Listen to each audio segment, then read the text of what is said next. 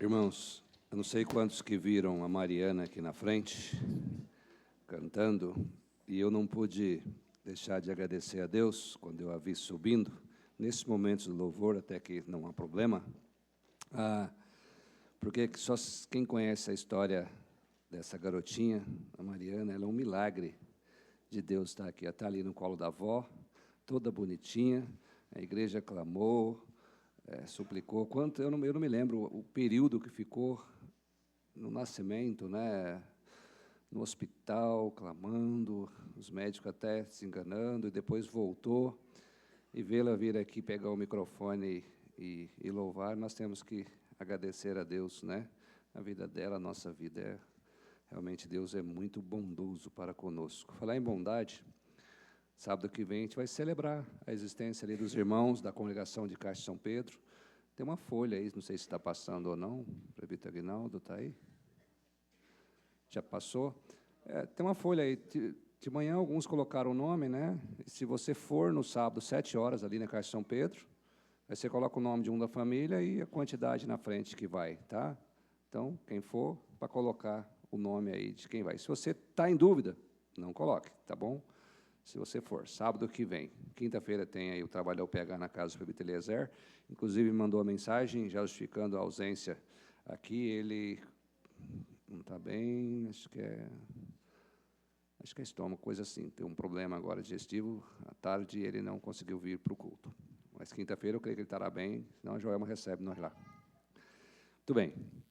Vamos à mensagem, à palavra de Deus. Nós terminamos a série de Filipenses, isso terá retomado aí na escola dominical, alguns estudos, mas ultimamente as lições da escola dominical e até mesmo alguns temas dos Filipenses têm falado a questão dos ataques, que nós precisamos de Deus em todos os momentos da nossa vida, inclusive nas circunstâncias difíceis. E traz-nos, derivados dessas mensagens, um texto de Jó 42, que foi mencionado hoje pela manhã também, Jó 42, versículo 1 até o 5, que é o final ali, é a oração de Jó, de todo aquele processo que ele passou. Jó 42, versículo 1 até o 5, diz o texto: Então respondeu Jó ao Senhor: Bem sei que tudo podes, e nenhum dos teus planos pode ser frustrado. Quem é aquele, como disseste, que sem conhecimento encobre o conselho? Na verdade, falei do que não entendia, coisas maravilhosas demais para mim, coisas que eu não conhecia. Escuta-me, pois havias dito, e eu falarei. Eu te perguntarei, e tu me ensinarás.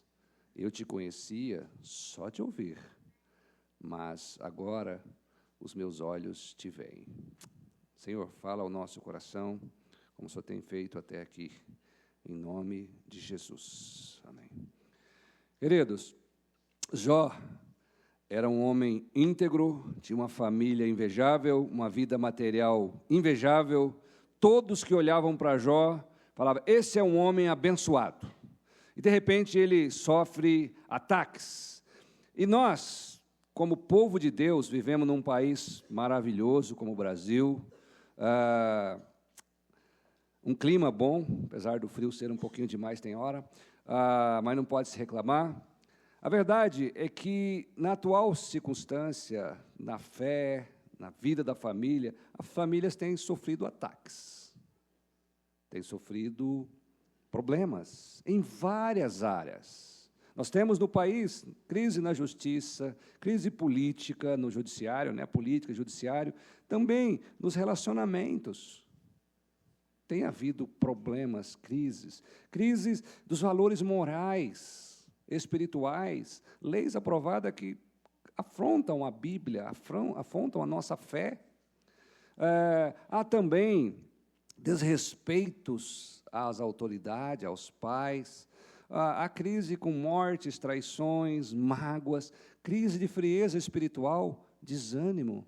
Isso tem afetado, essas crises afetam a igreja do Senhor Jesus, afeta a comunhão, afeta as famílias, tira a paz, tira a esperança. esfria até mesmo a fé. A falta de esperança prejudica nas finanças, na saúde, o casamento, nas amizades e, óbvio, na vida de comunhão com Deus e com os irmãos. Ou seja, ela quebra o relacionamento com Deus quando vem essas crises. E aqui no texto que nós lemos, é a conclusão de um momento de um homem que é descrito na Bíblia, como já dissemos, íntegro, família perfeita, os filhos unidos, tudo ida bem. Mas, de repente, há uma conversa lá do acusador, o diabo, com Deus, aí ele fala assim, Deus elogiou Jó. Jó é meu servo fiel. Tal. Aí o diabo fala para Deus assim, também, entre aspas, né? Até eu. O senhor dá tudo para ele tem tudo. Aí Deus fala, Jó não me serve por causa disso. E aí mostra a soberania de Deus. Deus fala assim, vai lá e toca em tudo, não tira a vida. Não tira a vida. Então Jó fica pobre, nenhum banco empresta para ele, fica sem crédito, nome sujo. Porque não tinha os sabeus, que era um povo, caldeus, eles roubaram os rebanhos, né, de Jó, o gado, as ovelhas, roubaram tudo, todos os bens de Jó foram furtados. Jó vai para o cemitério sepultar os 10 filhos de uma vez só. Gente, sepultar um filho, tivemos 2 abortos, já foi muito doído, e depois de crescido, que você pega então afeto, deve ser terrível. O que Deus sofreu na cruz foi tremendo. Ele virou as costas para o filho, e Jó vai sepultar os 10 filhos de uma única vez. Aí, de repente, Jó fica gravemente ferido, enfermo. Não tinha onde colocar o dedo no Jó, porque doía. Ferida. Ele teve problema com a esposa perdeu a fé. E aí muitos perguntam, tirou tudo de Jó, os bens, os filhos, a saúde, por que não tirou a esposa? Porque a esposa é uma só carne. É a vida. Quando é o casamento, Deus faz um. É isso que Deus vê o casamento. É a unidade de um só. Por isso que não tirou. Mas ela disse, amaldiçoa o teu Deus e morre. Os amigos de Jó, que eram íntimos, amicíssimos, que começaram a acusar. Olha só, não vamos ler todos os textos, mas olha só, se seu amigo chegar para você, seu amigo, hein? Inimigo a gente espera, mas uma pessoa amiga, chega para você e fala, Jó, você é hipócrita. Nós não vamos ler, no capítulo 4, Jó, você é hipócrita. Hipócrita é aquele um que fala assim, eu sou crente, mas a minha vida não condiz com o que eu digo. Eu falo uma coisa e vivo outra. Um amigo falou isso, no capítulo 5, fala, Jó, você é louco. O outro, capítulo 8, vai dizer, e o capítulo 22, vai dizer assim, Jó, você está em adultério. É por isso que você está acontecendo isso. Você está traindo a sua esposa. Capítulo 11, Jó, você é um pecador endurecido, você não quer ser humilde, ser arrogante. Jó, olha só, no capítulo 18, Jó, você é ladrão. Capítulo 18, 19. O amigo, Jó, você é ladrão, você está roubando. Certamente ele podia estar falando do dízimo aqui, né? De repente, porque sabia que Deus fala que quem pega dele é ladrão. Jó, você está explorando os pobres, é um explorador de pobres. Um amigo acusando Jó. Jó, sabe uma coisa? Capítulo 22, você não é nem crente, você não é convertido. Você é rebelde contra Deus. Algumas acusações bem leves, os amigos falando para Jó. E Jó, então, no texto que nós lemos, ele conclui, Deus esteve, está e estará sempre no controle da minha vida. O tema poderia ser Deus controlando a nossa vida. Deus no controle da nossa existência. Deus no controle da nossa vida. O que nós precisamos aprender? Que Jó diz, eu aprendi. Antes eu ouvia, mas agora eu te conheço. O que nós precisamos aprender? Em primeiro lugar, nós precisamos crer que Deus realmente é soberano. Sabe o que significa ser Deus soberano? Que nada está acima dele, nada do que acontece foge do controle dele, desde antes do meu nascimento, no nascimento até a morte, depois da minha morte. A soberania de Deus é soberano. Jó questionou Deus. E o humano, ele era humano, ele sofria. De vez em quando ele enfraqueceu. Mas ele perguntando para Deus, fazendo algumas perguntas para Deus, Deus não responde para Jó, não responde um questionamento dele. Sabe o que Deus faz? Deus faz 70 perguntas para Jó. Se você ler o livro de Jó, depois disso, Deus vai fazer... A resposta para Deus, para Jó, é 70 perguntas, entre delas, onde você estava? Ele sempre perguntava para Jó, onde você estava quando eu lançava os fundamentos da terra? Quando eu fiz o mundo? Onde você estava? Onde você estava quando eu espalhava as estrelas no firmamento? Onde você estava quando eu punha limite nas águas do mar? E quando eu vou para a praia, eu vejo aquele mar vindo assim, parando, eu me lembro dessa colocação. Deus colocou limites aos mares. Vai avançar a água e vai acabar. Gente, Deus colocou limite e a terra não vai acabar mais um dilúvio. Deus colocou limite. As tragédias, sim, mas é Deus que está no controle até da natureza. E Deus continua perguntando, Jó, o que você quer? Deus mostrou para Jó a sua soberania. Quando não entendemos o que Deus está fazendo, uma coisa é certa, Ele ainda está no controle, Ele ainda é o nosso Pai. É isso que é crer na soberania. As crianças falam muito aqui, o Salmos 23. Como é que é, criança? O Salmo 23 mesmo? O Senhor é o meu... Pode falar grande agora, não tem problema.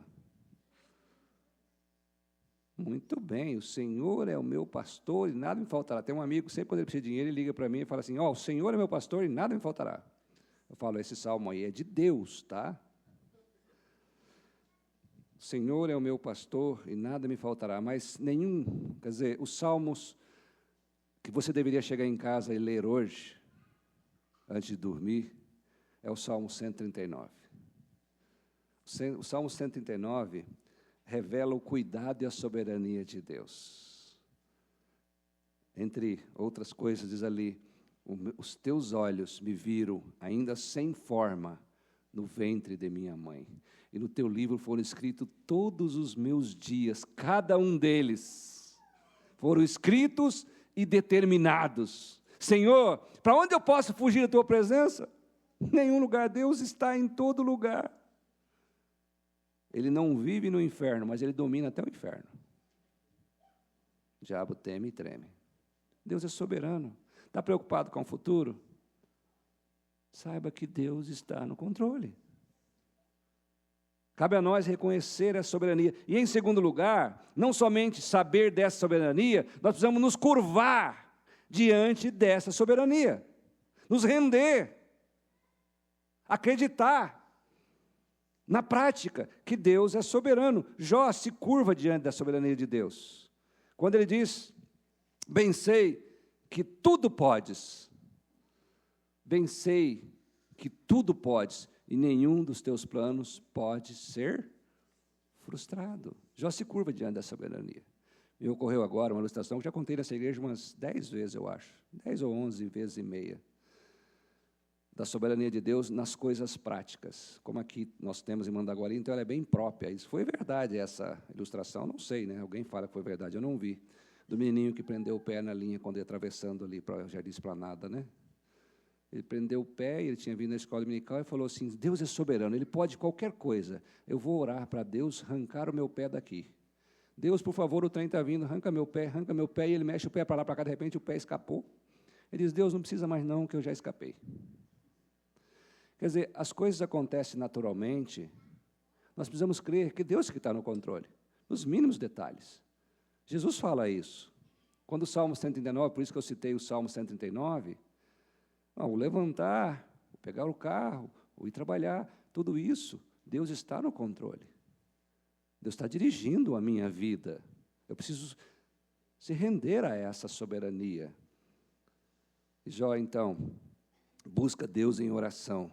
E mais, rendendo a soberania, Jó intercede pelos amigos. Aqueles amigos, chamar ladrão, adúltero, hipócrita, não crente, incrédulo, aqueles amigos. Jó ora pelos amigos. Orar é curvar-se diante da soberania de Deus. Quando Jesus estava sofrendo lá na cruz, antes de chegar à cruz, um sofrimento, diz o texto em Mateus 26, diz que ele estava sofrendo angústia de morte. E ele diz: Senhor, é possível passar de mim esse cálice? Aí ele fala assim: mas faça a tua vontade. Isso é curvar-se diante da soberania de Deus. Mais um outro lembrete: quando José foi vendido aos 17 anos, foi enterrado numa cova ali, colocado numa cova, preso, vendido como escravo, vai até os 39 anos, isso, 20 e poucos anos. Aos 39 anos tem um encontro novamente. E aí, aquele medo, aquele pavor, mas o que quero ressaltar aqui, a confiança, se dobrar diante da soberania de Deus. José fala para os irmãos: foi Deus que me enviou. Ué, mas não fomos nós que prendemos você, jogamos, te vendemos? Não, foi Deus que me enviou. Isso é ver se dobrar na soberania de Deus. Em terceiro e último lugar, nós precisamos manter a esperança e a fé em Deus. Deus é soberano, precisamos crer nisso, precisamos nos render a essa soberania, mas nós precisamos crer, ou seja, manter a esperança e a fé em Deus. Porque a esperança não se confunde, ela permanece. A fé é um firme fundamento das coisas que eu não vejo. É a convicção de fatos que eu não vejo, coisas que eu espero.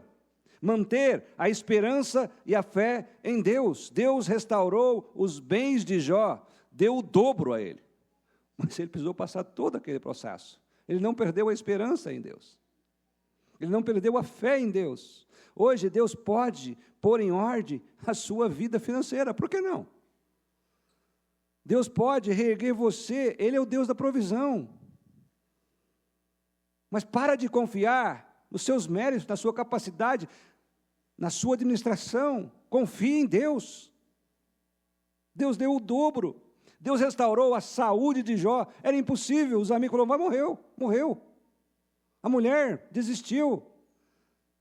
Jó viveu mais 140 anos. Eu não sei se eram os anos de agora, mas o fato é que ele viveu mais 140 anos. Deus pode curar as nossas enfermidades. Deus restaurou o casamento de Jó. Acabou a mágoa, a revolta, o esfriamento. Talvez você pense, e muitos pensam assim, que o divórcio é a única saída. Não há mais como. Jesus transforma a água em vinho. Foi num casamento que ele fez isso. A presença de Jesus resolve os problemas. Deus restaurou os filhos de Jó. Jó viu seus filhos e os filhos, os netos, filhos dos filhos. Deus pode te dar a alegria de ver os seus filhos crescendo, se casando. Deus pode te dar a alegria de ver os netos. Era um dos meus grandes pedidos e sonho a Deus, se isso fosse possível, se fosse da vontade dEle. Aqueles filhos que hoje podem estar lhe trazendo dor, decepção, amanhã podem ser baluartes nas mãos de Deus. Deus restaurou os amigos de Jó, a amizade. Em vez de guardar mágoas das pessoas que falam mal de você, que te traem, que te machucam, ore por eles. Ore por eles. Através da intercessão, Deus vai curar você, vai colocar o desejo de perdoar os seus amigos. Nós precisamos manter a fé em Deus. Jó não deixou de crer em Deus. A esposa pediu, os amigos acusaram. E aí vem a pergunta: como que você tem reagido diante dos desafios da vida? Com incredulidade? Falta de esperança? É preciso crer, é preciso manter a esperança e a fé em Deus. Deus sempre esteve, está e estará no controle das nossas vidas. É assim a promessa que Jesus nos fez. Eis que estou convosco todos os dias, até a consumação dos séculos. Precisamos nos quedar, nos curvar, crer e nos curvar diante da soberania desse Deus maravilhoso. Amém? Que Deus nos abençoe e que você nessa semana creia nessa soberania e restaure a sua vida, a sua comunhão diante com Deus. Amém. Vamos participar nesse momento sublime da Santa Ceia do Senhor. Convido os presbíteros que estão presentes para que venham à frente.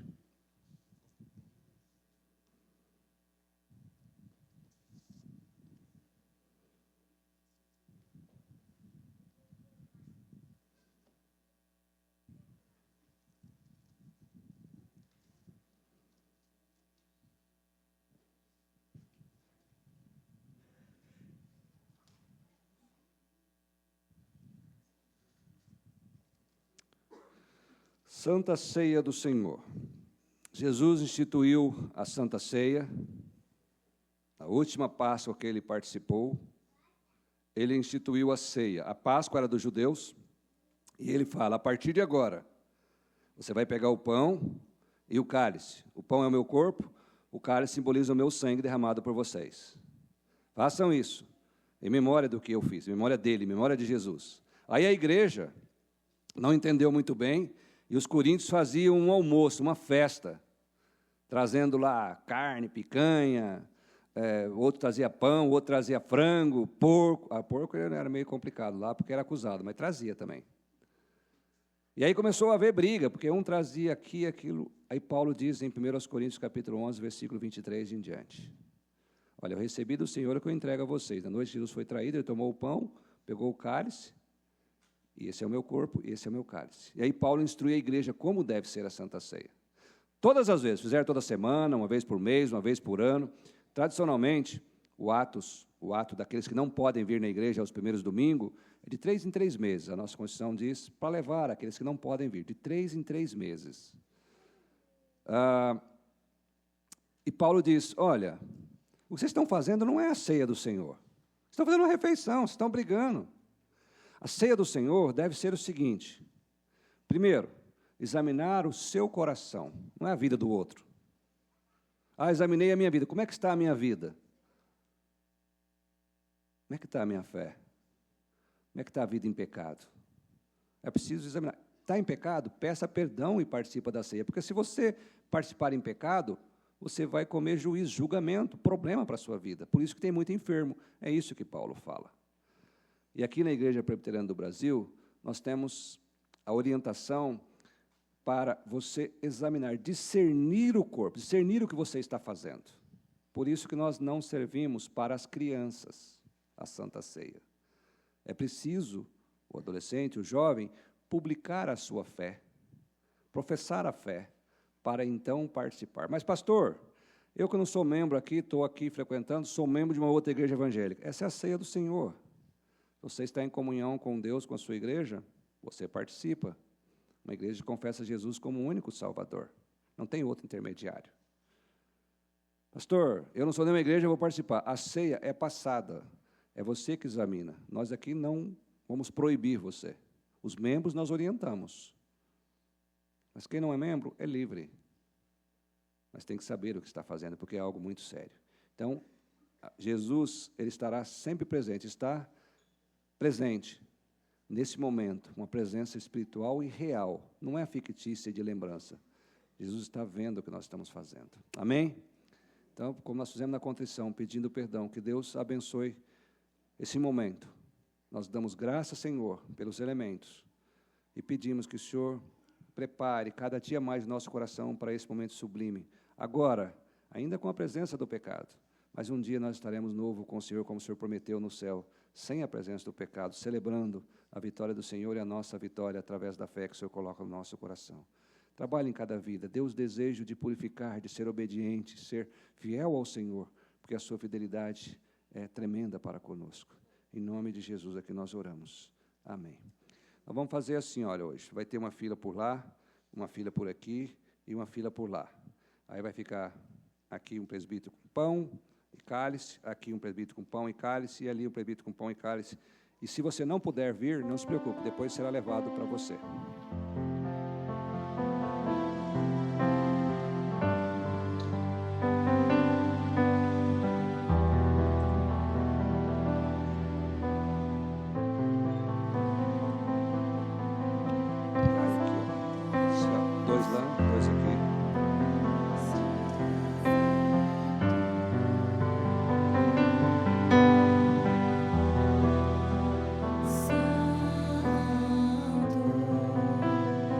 Uma fila aqui, fila lá, outra fila lá. Vocês ficam aqui. Diz Jesus, pode vir aqui, meus irmãos. Esse é o meu corpo que é dado por vós. Comei dele todo. Fazei isso em memória de mim. Esse é o cálice da nova aliança. E os que hão de crer, cantando ao Cordeiro uma canção. Teu nome é o mais alto, teu nome é maior, teu nome é sobre todos os tronos e domínios, governos e poderes. Teu nome é sobre todos, e os anjos clamam: Santo, toda a criação. Mostra-se, irmão. Santo, exaltado és. Santo, Santo pra sempre.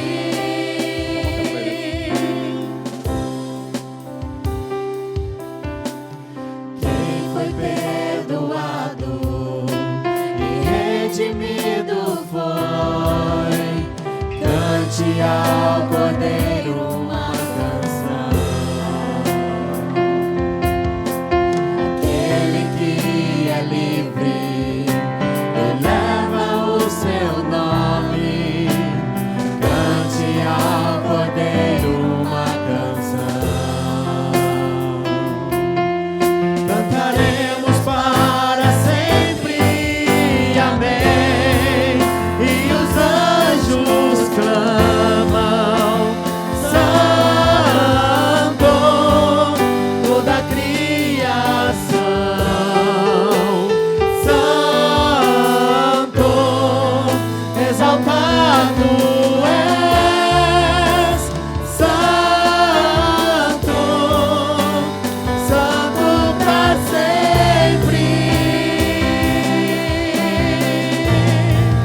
E o teu povo canta: Santo, sim ao Rei dos Reis. Santo, tu sempre serás.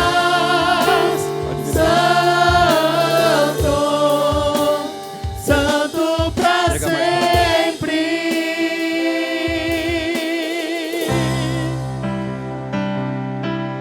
Teu nome é mais alto, teu nome é maior, teu nome é sobre todos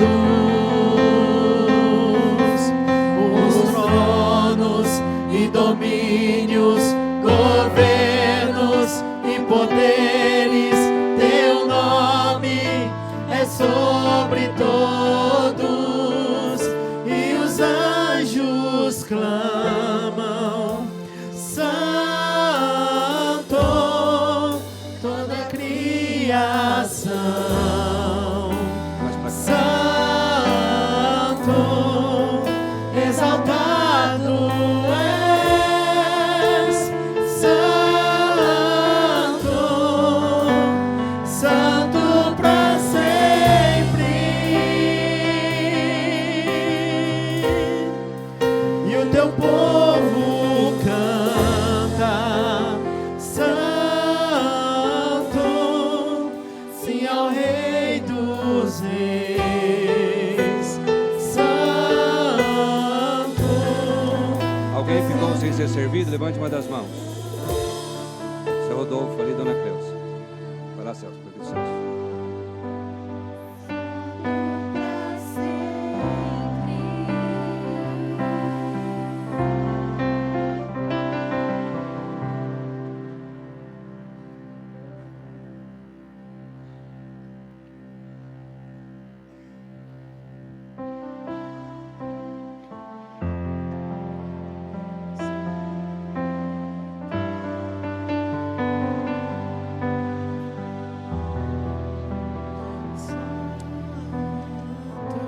Jesus, esse é o meu corpo que é dado por vós.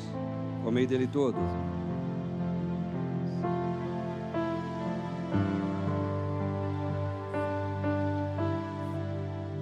Esse é o cálice da nova aliança.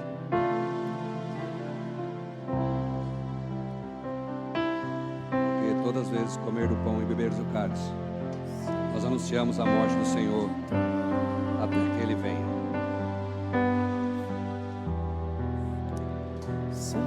Primeira vez que nós fizemos dessa forma com fila, eu aprendi. Tem que vir pela forma e voltar pelo meio, né? Ou vir pelo meio e voltar pela lateral. Mas é o aprendizado, né? Graças a Deus participamos da Santa Ceia. Vamos ficar em pé e orarmos a Deus. Recebemos a imposição das mãos dos presbíteros e a bênção do Senhor. Deus, obrigado por esse momento sublime, pela Tua graça, misericórdia, por impregnar em nós a Tua santidade e permitir que cultuemos ao Senhor. Na Sua soberania, o Senhor nos escolheu para sermos vasos de bênção, vasos que transmitem a Sua palavra. Somos a Sua boca aqui na terra, embaixadores, embaixatrizes. Nós temos a mente do Senhor. E que essa semana, que haja toda um bom testemunho de todos aqueles que ouviram a Sua palavra e querem Te representar bem.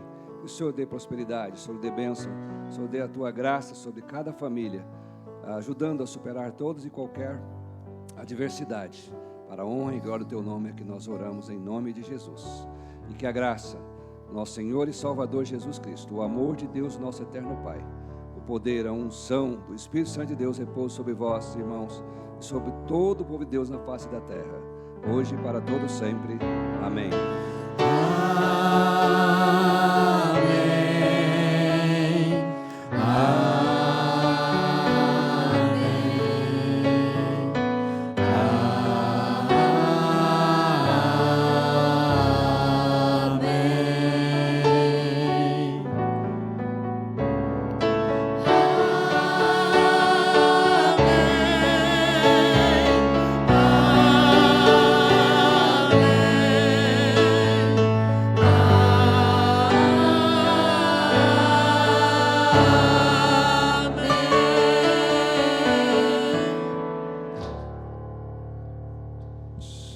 Cumprimente aí pelo menos umas 5 pessoas.